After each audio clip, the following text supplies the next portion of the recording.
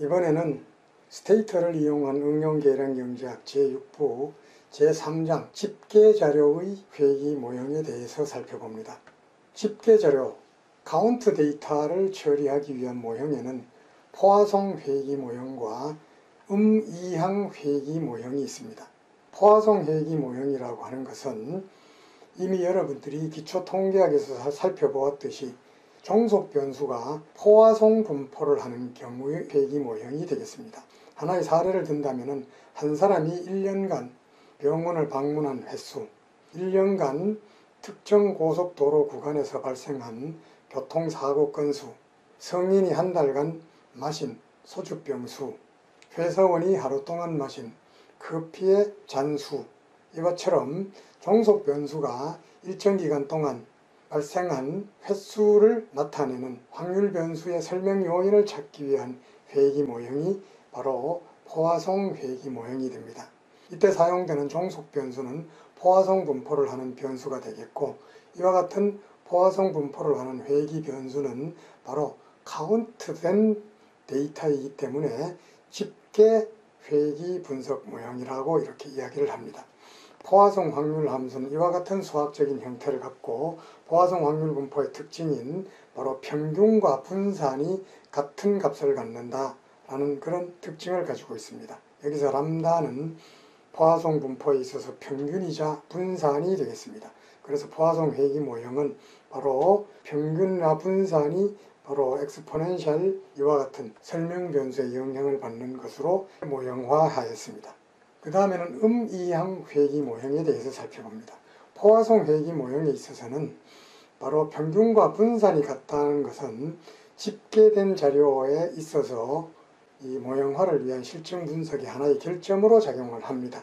일반적으로 집계된 자료, 카운트 데이터는 포화송 확률 분포와는 비슷한 형태를 보이지만 분산이 보다 큰 이러한 확률 분포를 갖는 것으로 알려져 있습니다. 그래서 포화송 회귀 모형이 평균과 분산이 같다라는 이런 단점을 해결하기 위해서 다음과 같은 이항 확률 분포를 이용을 해서 모형을 만들게 됩니다. 이런 회귀 모형이 바로 이항 회귀 모형이 되겠습니다. 이항 확률 분포에는 분산과 평균이 각각 달리 정의가 되고 있습니다. 여기서 추정해야 될 파라미터는 R이 됩니다. 포화송 확률 분포에서 평균과 분산이 같다면 이항 분포에서는 오히려 분산이 평균보다도 큰 이런 특징을 갖게 됩니다. 포화송 모형, 이항 모형을 스테이터를 이용한 사례를 살펴봅니다. 특허 등록 건수라고 하는 이런 집계된 자료를 결정하는 이런 요인으로서 연구개발 투자, 산업 더미, 지역 더미의 영향을 살펴보는 이런 사례가 되겠습니다. 앞부분에는 이처럼 R&D 인텐시브한 부분에 산업 더미를 만들어주고 그 다음에 주요 나라인 일본과 미국을 2와 3의 값을 부여하는 이런 지역 더미 값을 만들어줍니다. 그 다음에 우선 90년도 자료만을 이용을 해서 특허 출원 건수를 결정을 하는 독립변수의 영향을 추정을 해봅니다. 우선 고전적 최소자승법으로 추정을 해봅니다. 그 다음에는 포화송 회귀 모형을 위해서는 포화선이라는 이런 명령어를 사용을 합니다. 종속 변수로는 집계된 자료, 카운트 데이터를 사용을 했습니다. 여기에서는 특허 등록 건수라는 카운트 데이터를 사용을 했습니다.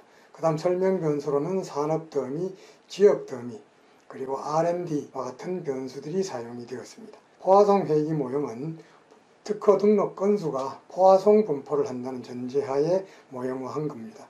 포화송 회귀 모형을 위해서는 포화성이라는 이런 명령어를 사용을 하고 독립변수를 나열을 해줍니다. 그 다음에는 이항 회귀 모형입니다. NBREG라는 명령어, 종속변수, 독립변수 그대로 나열을 해주게 됩니다. 추정 결과를 살펴봅니다. 포화송 회귀 모형의 추정 결과입니다.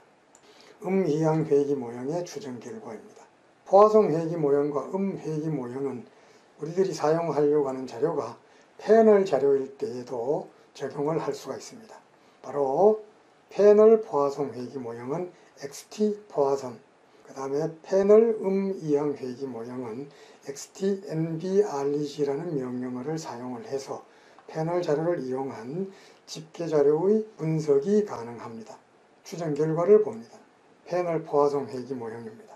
이번에는 패널 이항 회기 모형의 추정 결과입니다. 지금까지 여러분들은 회기 모형에 사용될 종속 변수가 카운트된 데이터일 경우, 집계된 데이터일 경우의 모형화를 위한 포화송 회기 모형과 이항 회기 모형에 대해서 살펴보았습니다.